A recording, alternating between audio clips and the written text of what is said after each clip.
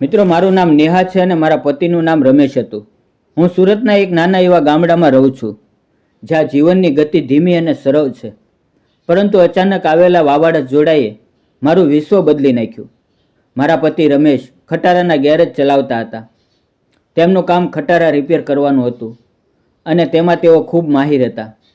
દરરોજ સવારે ઉઠીને ગેરેજે જતા અને સાંજે પરત આવીને મને અને અમારી 3 વર્ષની દીકરી પ્રિયાને ખોવામાં લઈને હસતા. રમેશની આંખોમાં હંમેશા પ્રેમ અને સપના હતા.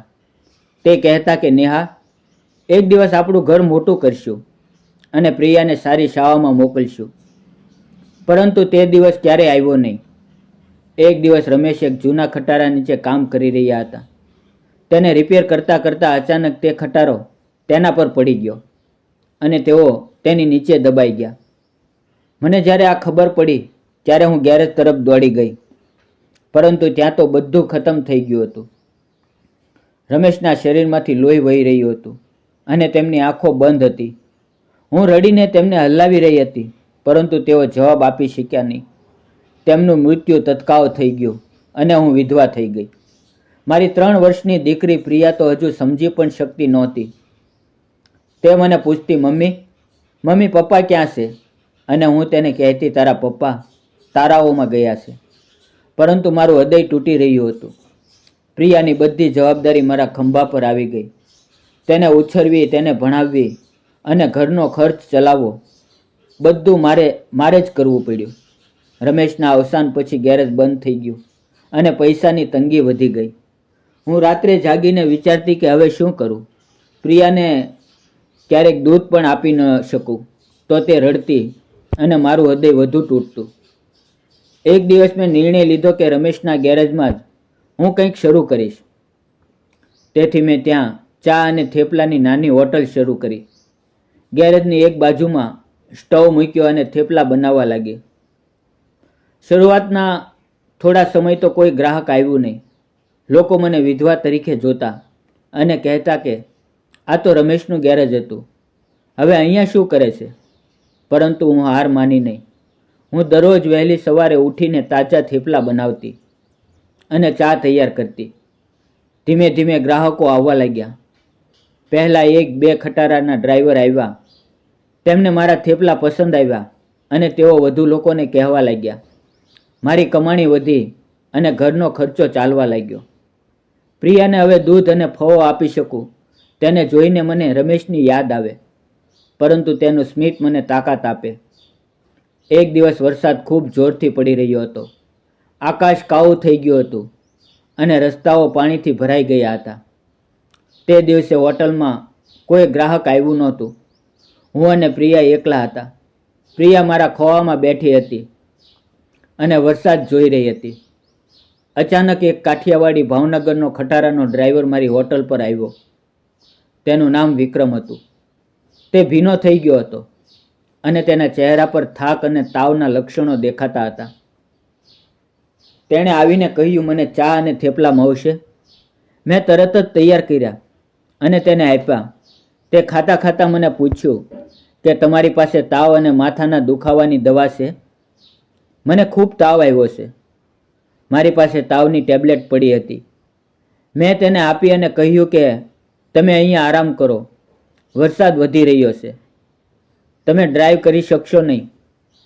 મેં હોટલની એક બાજુની જગ્યામાં ખાટલો કાઢી આપ્યો અને તેને ત્યાં સુવડાવ્યો.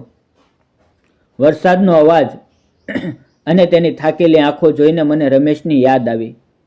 તે પણ આવા વરસાદમાં કામ કરીને આવતા હતા. ધીમે ધીમે વરસાદ શાંત થયો અને વિક્રમનો તાવ ઓછો થયો. તે ઉઠ્યો અને કહ્યું, તમારા કારણે મારી તબિયત સુધરી છે.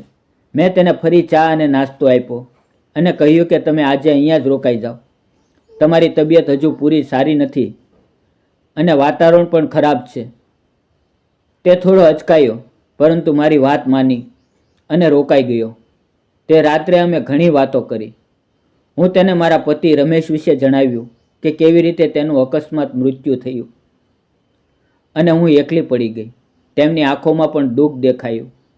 તેણે કહ્યું કે હું પણ એકલો છું. મારા મા બાપ વર્ષો પહેલાં ગુજરી ગયા અને ભાઈ બહેન કોઈ નથી. તેથી મારા લગ્ન પણ થયા નથી. હું ખટારો ચલાવીને જીવન ચલાવું છું. તેની વાત સાંભળીને મને લાગ્યું કે જીવનમાં દરેકને દુઃખ છે, પરંતુ તેની આંખોમાં એક અલગ પ્રેમ હતો જે મને સ્પર્શી ગયો. તે રાત્રે પ્રિયા તેને જોઈને હસી અને તેની સાથે રમતી. તે પણ તેને પોતાની દીકરી જેવી રમાડવા લાગ્યો. તેનું નામ પૂછ્યું અને કહ્યું, પ્રિયા, તું કેટલી સુંદર છે. તેને જોઈને મને રમેશની યાદ આવી. તે પણ આવી જ રીતે પ્રિયા સાથે રમતા હતા. તે દિવસ પછી વિક્રમ અવારનવાર મારી હોટલ પર આવવા લાગ્યો. તે ખટારો ચલાવીને આવતો અને ચા તેફલા ખાઈને પછી જતો, પરંતુ તેની વાતોમાં એક અલગ મધુરતા હતી. તે મને પૂછતો કે નેહા, તમારો દિવસ કેવો ગયો? પ્રિયા કેમ છે? અને હું તેને મારા દિલની વાત કહેતી. તે પણ તેના જીવનની વાર્તાઓ કહેતો કે કેવી રીતે તે એકલા જીવે છે અને ક્યારેક રાત્રે વરસાદમાં ડ્રાઈવ કરતાં કરતાં તેને કોઈની યાદ આવે છે. ધીમે ધીમે અમારી વાતો વધી અને મારું હૃદય તેની તરફ આકર્ષાયું. તે પ્રિયાને પોતાની દીકરી જેવી રમાડતો, તેને ચોકલેટ આપતો અને તે કહેતો કે પ્રિયા, તું મારી રાજકુમારી છે. પ્રિયા તેને વિક્રમ કાકા કહેતી અને તેના ખંભા પર બેસતી. તેને જોઈને મારી આંખોમાં આંસુ આવી જતા, કારણ કે તેમાં રમેશનું પ્રતિબિંબ દેખાતું. એક દિવસ હોટલમાં કોઈ ગ્રાહક નહોતું. વિક્રમ આવ્યો અને નાસ્તો કર્યો. હું ડીશ ઉપાડી રહી હતી ત્યારે તેણે મારો હાથ પકડ્યો. તેના હાથની ગરમાહટથી મારું હૃદય ધડકી ઉઠ્યું. તેણે કહ્યું, નેહા, હું તને પસંદ કરું છું. તમારા અને પ્રિયાના જીવનમાં આવવા માંગુ છું. મારી સાથે લગ્ન કરશો? મને ખૂબ તમારા પર પ્રેમ છે. હું સ્તબ્ધ થઈ ગઈ. મને ડર લાગ્યો કે સમાજ શું કહેશે. હું વિધવા અને તે ડ્રાઈવર. પરંતુ તેની આંખોમાં સાચો પ્રેમ જોઈને મેં ઘણું વિચાર્યા પછી હા પાડી અને કહ્યું, વિક્રમ, હું પણ તમને પસંદ કરું છું. તમે મારા જીવનમાં નવો પ્રકાશ લાવ્યા છો. અને મંદિરમાં સરળ લગ્ન કર્યા અને હવે અમે બંને ભેગા મળીને હોટલ ચલાવીએ છીએ. વિક્રમ પ્રિયાને પોતાની દીકરી જેમ અપનાવી લીધી. તે તેને ભણાવે છે, તેની સાથે રમે છે અને મને પણ ખૂબ પ્રેમ કરે છે. અને આ જો હું ફરી એક વખત મા બનવાની છું. મારા પેટમાં નવું જીવન આવી રહ્યું છે જે અમારા પ્રેમનું પરિણામ છે. આ વાર્તા કહે છે કે વિધવાઓને પણ જીવવાની બીજી તક મળવી જોઈએ.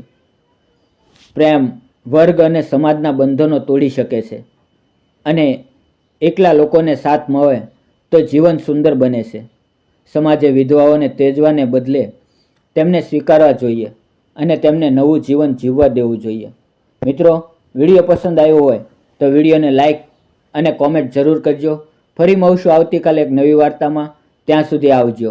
વિડીયો પૂરો જોવા બદલ આપ સૌ મિત્રોનો દિલથી ખૂબ ખૂબ ધન્યવાદ મિત્રો.